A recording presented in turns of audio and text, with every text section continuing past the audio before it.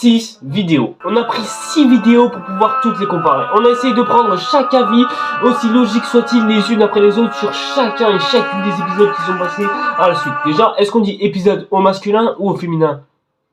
J'attends votre réponse en commentaire. Et merci à l'Académie de nous rajouter un énième nom à rajouter un déterminant précis. Tout ça pour qu'il y ait un score, mais... un score totalement épique, sa race. 7-1 en faveur de House of the Dragon. Et est-ce que Rings of the Power va-t-il réussir à rehausser suffisamment le score ou au moins réussir à le dépasser? Et ben c'est ce qu'on va voir tout de suite dans cette vidéo dédiée à l'ultime combat entre House of Dragon et Rings of the Power. Un rituel que tous les youtubeurs ont tenté parce qu'ils ont vu que j'étais déjà en train de le faire et donc du coup ils ont décidé de voler tous mes spectateurs. Je me sens trop seul dans la vie, hein. C'est normal, YouTube lui-même veut pas que je perce, qu'est-ce que tu veux que je fasse, putain? Donc en bref, c'est parti pour le combat final qui oppose Rings of the Power et House of the Dragon. Quelle est la meilleure série entre les deux? On va voir ça tout de suite. Pépère. Fais 22 sur le terre. Sa mère vient pas lécher, on t'empêche ma main sur ta fesse. La merde c'est la haine, c'est la dèche, on empêche ton encaisse. Écarter les pucelles, végéta, encule, celle pas la sur plus faible, madame, vraiment rusée. La rage dans la fusée, on reçoit l'accusé. De la cave, je suis comme Zeus, ma puce. Viens montrer ma puissance et la pétasse, tu sens que ça passe. Petit pont entre les jambes, charbon dans tous les sens. La haine puis la naissance, hella. Et donc bonsoir et bonjour tout le monde, c'est Red Satyr et aujourd'hui on se retrouve pour la confrontation finale entre Rings of the Power et House of the Dragon. Et ça va péter sa race, mais ça va péter, putain. Ça va péter. Bon déjà vous allez me dire, mais pourquoi est-ce qu'il faut toujours que ce soit Rings of the Power et House of the Dragon qui soient les comparaisons des deux? Bah déjà pour deux raisons. Déjà la première c'est parce que en fait, les deux séries sont sorties en même temps, donc du coup, voilà. Et surtout, c'est deux séries qui ont une particularité entre les deux, à savoir que les deux auteurs des livres dont ils sont adaptés, sont très rivaux, mais aussi à la fois très grands amis et très grands collègues. C'est pas pour rien que, par exemple, que l'on retrouve des références au Seigneur des Anneaux dans Game of Thrones, par exemple. Est-ce que vous saviez que une épée de Gandalf se trouvait dans le trône de fer? Ouais, non, je pense que certains d'entre vous le saviez, mais enfin voilà, pour vous montrer. Et c'est pour ça que l'on compare toujours ces deux séries entre elles, parce que elles ont le plus de choses en commun entre les deux que deux autres séries en particulier. Par exemple, quand on regarde Awa des Squid Game, si ce n'est le pays d'origine, et une personne, enfin une actrice, quoi, les deux séries n'ont absolument rien en commun entre eux, en fait. Donc voilà, je vous rappelle le score en cas où vous n'étiez pas attentif, mais bon, ce qui est peu probable quand même, puisque je l'ai commencé à le dire dès la dernière vidéo qui a confronté les deux. Bref, donc du coup, 7-1 pour House of the Dragon, donc Rings of the Power a intérêt à devoir s'appliquer sur la suite, parce que là, franchement, c'est urgent, c'est vraiment très urgent. Donc bref, on passe à la comparaison entre les deux, c'est parti. Déjà, décor, réalisation et plan magnifique. Alors donc déjà, faut savoir une chose, faut savoir que les deux univers de Game of Thrones et du Seigneur des Anneaux sont deux univers certes complètement différents, mais qui se passent dans des mondes complètement fictifs. Voilà, je préfère vous rappeler juste au cas où c'était pas assez clair. Et que ce soit d'un côté ou de l'autre, il y a vraiment à faire chacun des deux côtés. Genre chacun leurs époques, leurs histoires, leurs contes, etc. Bref, ce sont deux univers bien distincts, mais qui ont leur propre univers, chacun de leur côté. Et bref, voilà, c'est beau d'avoir deux univers comme ça bien distincts et tout ça, mais c'est pas ça que l'on va comparer. On va nous parler justement de la façon dont l'univers des deux côtés a été iconisé chacun de leur côté. Par exemple, comment est-ce que l'univers du Game of Thrones a été montré dans le lore de House of Dragon, et vice versa du côté de Rings of the Power. Donc du coup, c'est parti, on y va. Du côté de House of Dragon, bon déjà, il y a certains décors qui sont beaux, et il y a certains décors qui sont magnifiés. Le problème, c'est que, entre temps, Game of Thrones est sorti 3 ans plus tôt. Donc ouais, on sent une marche de dégression de la part de House of Dragon justement. Parce que oui, les plans de décor et les environnements dans Game of Thrones sont juste magnifiques et époustouflants. Et c'est vrai que 3 ans plus tard, quand on a vu House of Dragon, pareil, c'est senti magnifié et transporté à travers l'univers qui nous est présenté. Cependant, le gros problème, c'est que quand on regarde Game of Thrones juste après, on se rend compte qu'il y a un énorme problème là justement. Alors vous allez me dire, pourquoi c'est moche en fait, ils ont pas de budget, c'est HBO, c'est la série la plus chère de l'histoire avant d'être dépassée par Stranger Things et son concurrent. Vous allez voir que la raison est plutôt sombre et je vais même pas le préciser parce que j'ai la flemme d'en parler Et puis non, cette vidéo a été supprimée évidemment, donc du coup je peux pas justifier. Ah si, j'ai juste justifié avec cette vidéo là. Ouais, donc du coup vous comprenez pourquoi il y a certains plans de décor de House of Dragon qui sont un peu moches quoi. Enfin moches.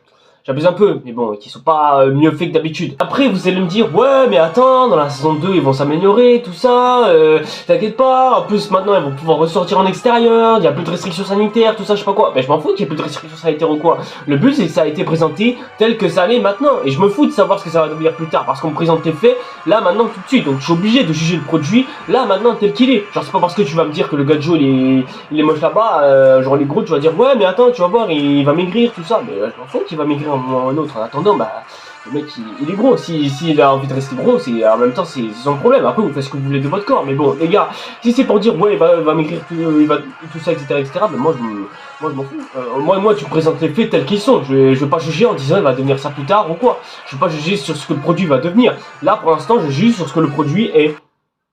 Bon, les gros, vous croyez pas que je vous prenne comme des produits ou quoi. Je vous ai dit, faites ce que vous voulez de votre corps, mais c'est pas contre vous du tout. C'est juste pour mon... Non, on va sauter ce passage. Alors que dans Rings of the Power, bon, les gars, vous savez, c'est Amazon, c'est la société la plus riche du monde. Donc à un moment donné, bien sûr qu'ils peuvent pas se permettre de rater les décors qu'ils ont fait. Parce que oui, dans Rings of the Power, on a un vrai sentiment de voyager. Les décors sont magnifiques, les décors sont bonifiés, la réalisation est quasiment mais parfaitissime. Bon, après c'était un peu le cas dans House of Dragon. Mais dans Rings of the Power, bah on est un cran au-dessus, hein, et ça se voit. Dans cette série, on a un énorme sentiment de voyage et on se sent transporté par l'univers qui nous est présenté. Chaque plan est magnifique, chaque plan est bonifié, chaque plan est diversifié. Et c'est vrai que c'est pas quelque chose que j'avais dit, par exemple, dans mes vidéos précédentes qui étaient consacrées à la comparaison entre ces deux séries. Mais honnêtement, bah c'est beau. Voilà, c'est tout ce que j'ai à dire en fait. C'est super beau. Les plans sont magnifiques, les décors sont incroyables. Bref. Y a rien à acheter en ce qui concerne la réalisation de la série, et ni même les décors, les effets spéciaux, tout ça, etc., etc. Tout est absolument parfait. Bref, c'est un produit régular. Il a mis un régular coupe skinny section, javelot section pointe. Bon, bah du coup, dommage pour House of the Dragon, hein, et pourtant ça avait une bonne qualité, mais bon, ouais, hein, Covid oblige, on est obligé d'en arriver là, hein, donc du coup, bah on est sur 7-2, et c'est gagné par Rings of the Power pour l'instant. Mais bon, les gars, c'est que le début, on n'en est pas encore au score final, ne vous inquiétez pas. Numéro 2, personnages et acteurs. Alors, donc on va pas se mentir, mais dans House of the Dragon, on est sur une quintessence, mais quasi jamais atteinte jusqu'alors. C'est clairement là, la qualité régulière se remarque chez House of Dragon cette fois-là. Bon, déjà, parlons des personnages, à savoir Viserys Targaryen, à savoir grand héritier de la maison des dragons, à savoir la maison Targaryen, et bah clairement est officialisé comme étant le roi le roi officiel de Westeros. Et honnêtement, bah on va pas se mentir, déjà rien que cet acteur, bon déjà au début j'avoue ça piquait un petit peu. Dès le premier épisode j'ai senti qu'il manquait un petit peu de volonté, voire même un petit peu de personnification. Bref, le personnage avait une forme mais il manquait un fond, et ce fond fallait cruellement creuser au fil de la série. Et ben force est de constater qu'au fil du temps, l'acteur a quand même su rattraper son retard, surtout avec les autres à côté qui étaient complètement oufissimes, absolumentissime quoi. Mais la prestation ne se remarque pas uniquement que chez Viserys, il y a aussi les autres personnages. Par exemple, bon, Matt Smith, on l'a déjà dit au début, mais bon, je vous repasse l'extrait au cas où vous étiez pas attentif pour la plupart.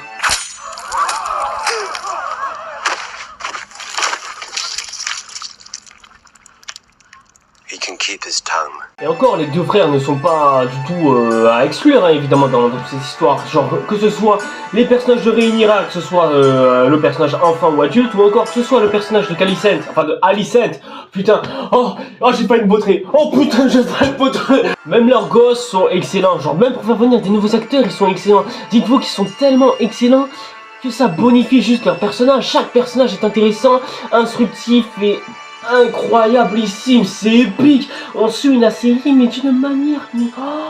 Oh là là, j'ai l'impression de rêver les gars. Sérieusement, j'ai l'impression de rêver. Genre je me retrouve devant du Game of Thrones. Pour de vrai, à chaque fois que je regarde Game of Thrones, j'ai l'impression de voir genre des vrais personnages. Genre j'ai pas l'impression d'avoir vu un ou deux acteurs par-ci, ou alors un gars qui essaie de faire de son mieux, tout ça. Enfin, sauf pour Viserys au début bien sûr, mais bon, comme si HBO s'était dit, il est primordial qu'il faut prendre d'excellents acteurs. Et putain, mais ils l'ont fait. Après, j'aurais quand même un petit bémol. Je préfère la Rhaenyra enfant que la Rhaenyra adulte. Enfin, je dis Rhaenyra enfant, mais bon, vaut mieux dire Rhaenyra ado pour que ce soit un peu plus collant pour elle.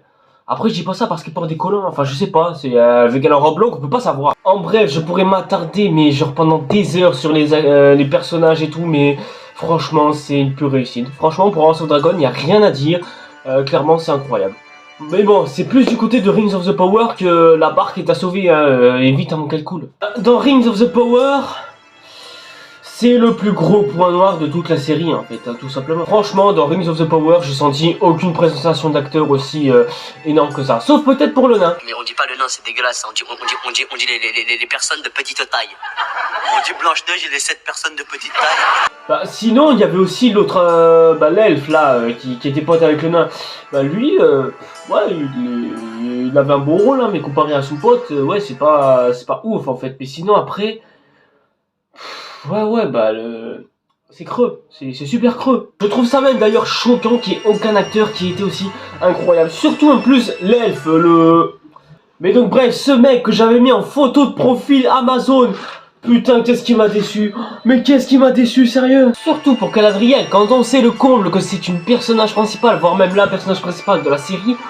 Mais putain, mais c'est tellement navrant. Oh, mais c'est tellement navrant, mais les gars, mais pourquoi l'avoir validé elle et pas d'autres, sérieux? Elle avance sans âme, sans émotion, sans... Y a rien qui m'a transcendé avec elle, genre absolument rien. Et genre dès le premier épisode, en plus c'est ça le pire, genre on nous dit, ouais, elle a vécu une mort avec son frère, incroyable, mais les gars, j'ai rien ressenti. Et tout ça pourquoi? Par les prestations d'acteurs. C'est pour ça que je mets personnage et acteur dans le titre, parce que... bah, les prestations d'acteurs, ils sont catastrophiques. Et si t'as des prestations d'acteurs catastrophiques, bah forcément que les personnages vont pas t'intéresser parce qu'ils sont pas du tout accordés aux personnages qui s'incarnent. Et donc du coup, ils désynchronisent les personnages qui sont en train de jouer. Ce qui rend non seulement l'acting mauvais, et qui fait, en conséquence de domino, bah, des personnages mauvais et pas intéressants à suivre. C'est tout. Quand t'es dans un plateau, si tu veux, bah des acteurs, c'est un peu comme des plantes.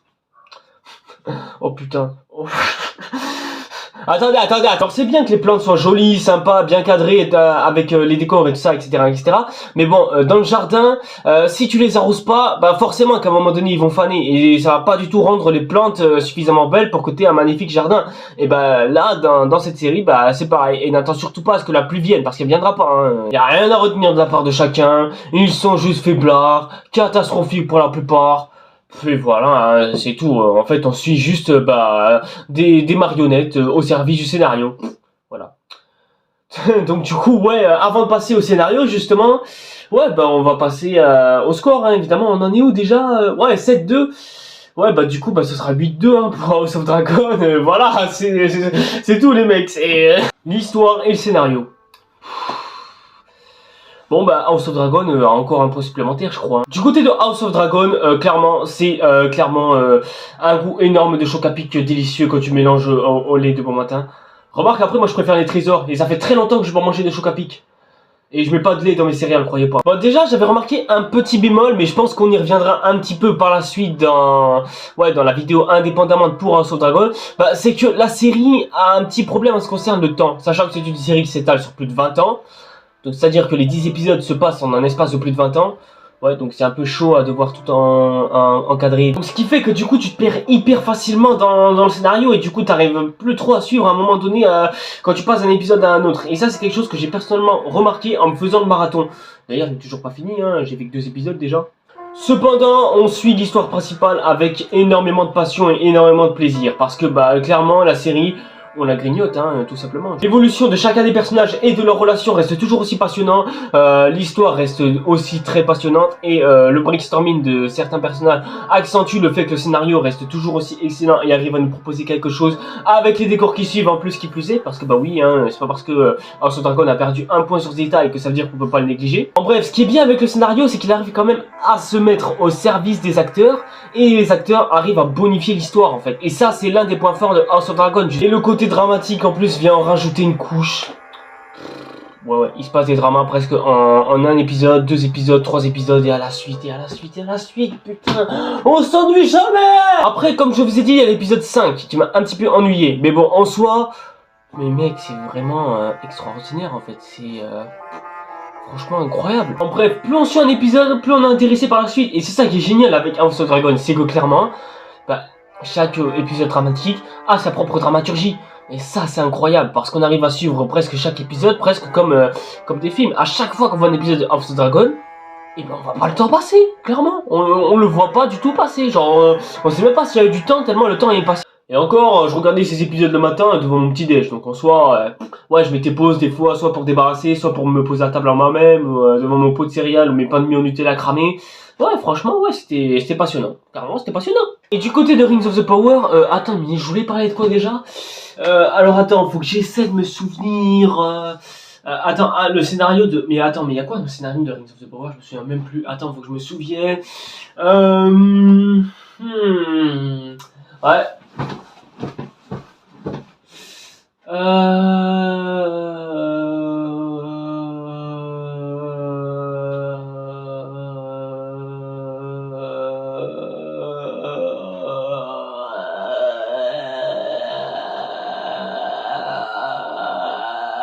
Ah, j'ai trouvé l'épisode 6. Voilà, c'est tout. Voilà, voilà, y a pas grand chose après derrière. Bon, déjà, vous vous souvenez tout à l'heure quand j'ai dit que si t'as des acteurs incroyables, bah tu peux bonifier l'histoire.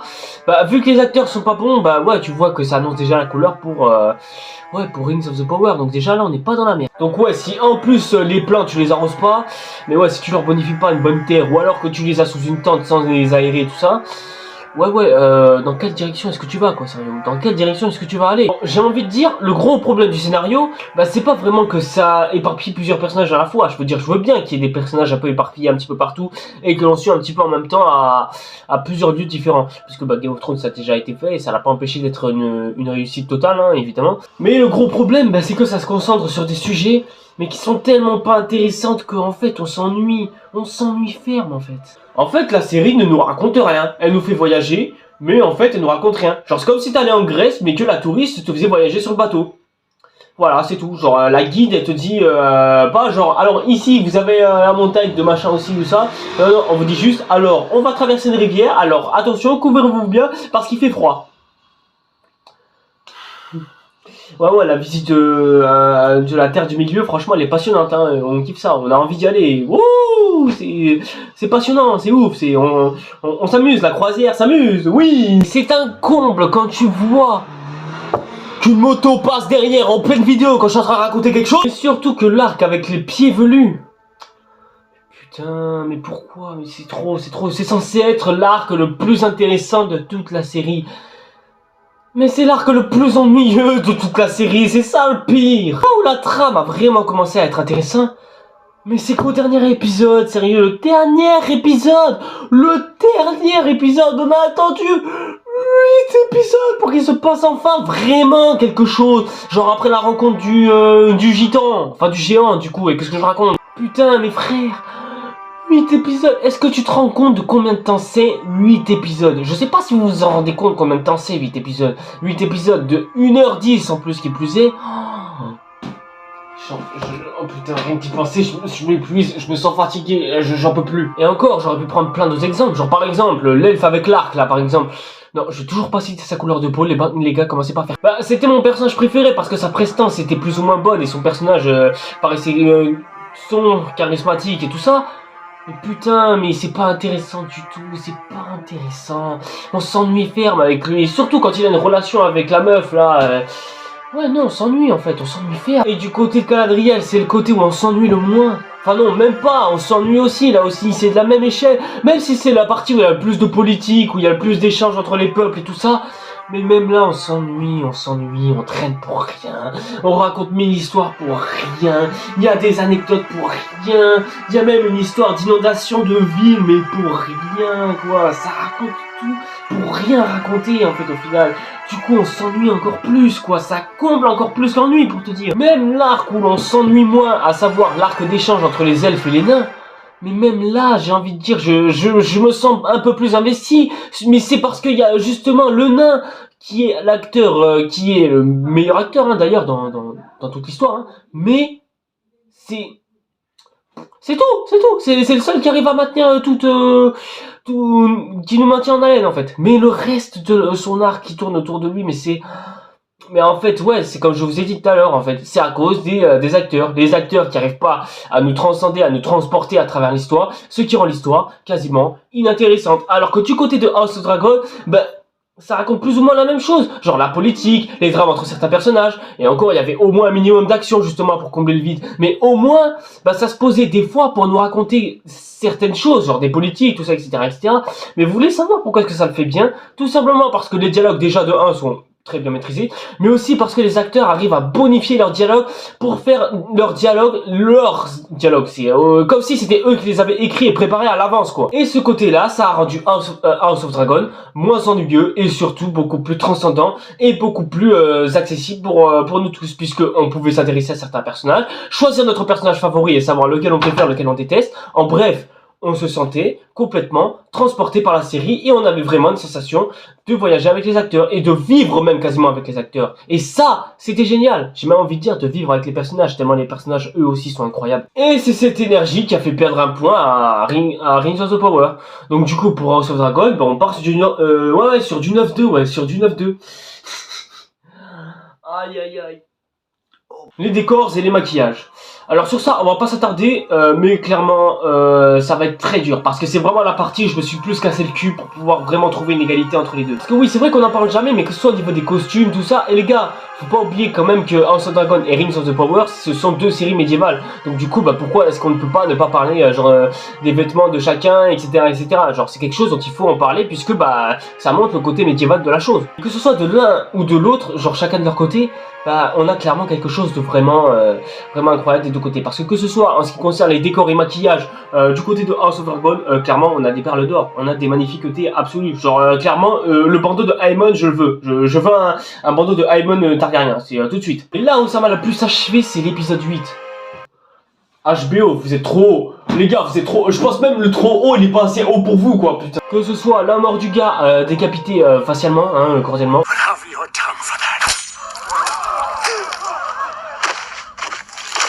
Quand tu vois juste comment est-ce que son corps était composé, mais même ma mère qui est passée par là, elle a été complètement traumatisée, hein. La pauvre. Et ouais, je sais, je vous montre juste l'extrait, mais c'est parce que moi c'est dégueulasse, et donc du coup j'adore montrer ce qui est dégueulasse. Tiens, d'ailleurs, je vais vous montrer comment je chie aussi, comme ça moi c'est plus dégueulasse. Et du côté de Rings of the Power, bah forcément, vous vous en doutez les gars, plus de budget, donc plus le droit de faire olé olé avec les décors, clairement, et surtout avec les images, et enfin, les maquillages et tout ça, clairement, Rings of the Power sont au sommet, et ça s'est particulièrement remarqué, je trouve, dans l'épisode 7. Par exemple, quand l'œil de Galadriel s'est ouvert au milieu et qu'elle était recouverte de tas de cendres, moi je me suis retrouvé complètement émerveillé. Et puis surtout avec les couleurs qui jouaient avec, bah franchement ouais, les décors et maquillages de certains personnages sont très bien réussis. Genre la barbe taillée du nain, non mais il s'appelle vraiment comme ça dans l'univers, commencez pas à faire... La barbe du nain, elle est super bien taillée et très bien coiffée, hein, ça correspond parfaitement bien au nain que l'on avait dans le Seigneur des Anneaux. Et aussi, bah, les autres elfes aussi, bah, leurs oreilles d'Ilien, franchement, ça m'a plutôt... ça m'a plus ou moins fasciné et j'ai été plus transporté par ce qui a été proposé là que dans le reste de la série. Que ce soit en termes des armures et de certaines coiffures des autres personnages de Rings of the Power, là j'avoue on est sur un point culminant à savoir exactement lequel des deux va gagner. Là aussi le budget a énormément été dépensé de la part de Rings of the Power. Alors, après j'ai quand même envie de rajouter un petit bémol, les décors qui ont été ajoutés dans Rings of the Power face à House of the Dragon, je vous rappelle quand même qu'ils ont remporté un point. Et donc du coup, bah, en termes de maquillage et d'habillement, hein, du coup, ce qui est compris dans l'histoire, ok, House of Dragon ça a des belles robes, des belles tenues, tout ça. Mais bon, les gars, force est de constater que Rings of the Power a beaucoup plus de diversité en termes de vêtements comparé à House of Dragon où ça se limite seulement aux grands nobles qui ont toujours des belles tenues, etc., etc. Bon, ce qui est bien sûr le cas, hein, évidemment. Mais bon, enfin voilà, ils ont des belles sapes, mais sinon, voilà, leurs vêtements, ils sont cool, mais... Voilà, c'est tout, on a juste que des vêtements cool quoi en fait, des vêtements de royauté, bien sapés, tout ça, bah voilà, niveau habillement chez House of Dragon on a que ça. Alors que dans Rings of the Power, on nous fait voyager tellement à travers de régions différentes que du coup on peut trouver certains costumes avec lesquels on a envie de se cosplayer à chaque fois et on a envie un peu plus de se créer beaucoup plus de variété. Même si bon j'avoue que le bandana Daemon m'intéresse toujours hein, bien sûr, mais bon le problème est là. Et surtout on nous fait voyager à travers différents peuples et chaque peuple évidemment a sa propre culture et donc forcément ses propres habillements. Et bah rien que de par ce point là, bah du coup Rings of the Power remporte 9-3 pour... il y a 9-3 pour eux. Ouais j'avoue j'ai juste mis les éléments de décor mais c'est juste pour faire référence au 93 Empire aussi, je suis con.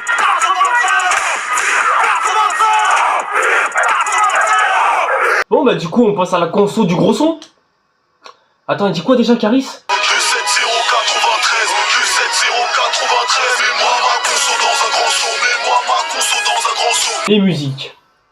Alors bah oui, évidemment, dans un lore médiéval, la musique fera forcément partie de la pierre d'une immense édifice, quoi. C'est primordial. C'est très simple. Sans musique, tu te sens pas du tout transporté. Et le générique, d'ailleurs, au passage, j'en fais compris aussi. Ouais, c'est ce que j'avais dit sur ma vidéo sur Pokémon Soleil est nul, hein, mais bon, comme personne l'a vu que cette vidéo est nulle. Après, allez la voir, hein. Bon, que ce soit de l'univers de Game of Thrones ou du Seigneur des Anneaux, la musique dans ces deux œuvres ont toujours été palpitantes et hyper agréables à écouter. Mais bon, le gros problème, c'est que vu que je suis beaucoup plus attentionné de la musique de House of Dragon, plus que face à Rings of the Power, qui, elle, pas du tout transcendée, puisque l'univers me semblait plat. Bah ouais, mais en même temps, c'est normal, j'ai trop d'attaches pour Game of Thrones, alors que le Seigneur des Anneaux, j'ai découvert il y a même pas 3 ans. Bon, bah... J'allais mettre 9-4 pour faire référence à Roth évidemment, mais bon du coup ce sera 10-3, hein, voilà. Et pourquoi je fais ça? Tout simplement parce que quand on regarde House of the Dragon et l'univers qu'elle nous procure et qu'on nous propose, on se sent plus transporté grâce à la musique. Et la musique dans Rings of the Power est peut-être présente, mais ce n'est pas au service du scénario. Je vous dis, c'est un mélange en fait tout ce que je suis en train de citer. Et des fois ce mélange ça peut concocter quelque chose de vraiment incroyable. Mais si tu prends absolument tout séparément et que tu essaies de les mélanger, tu vas voir que absolument tout ne peut pas être soluble. Donc voilà, c'est pour ça que j'ai mis 10-3 plutôt que 9-4. Bon bah désolé Rof, hein, il n'y aura pas de référence à toi. Le climax final. Et avec cet immense affrontement, ces immenses combats qui nous ont transportés et qui ont été extraordinaires, je crois qu'il est temps de passer au tournant final. Même si bon, la victoire est totalement assurée hein, de toute façon, hein, mais bon, autant le... Si on parle du climax, c'est tout simplement parce qu'ils sont une première saison chacune, genre c'est-à-dire chacune des deux séries ont proposé la première saison en même temps, et surtout, ouais, hein, c'est bien aussi d'en parler, puisque c'est censé être le climax qui est censé nous promettre la saison 2 à la suite, je vous signale. Pour montrer vraiment c'est lequel des deux saisons 2 qu'on a envie de voir le plus. Est-ce que c'est celle de Rings of the Power ou de House of the Dragon?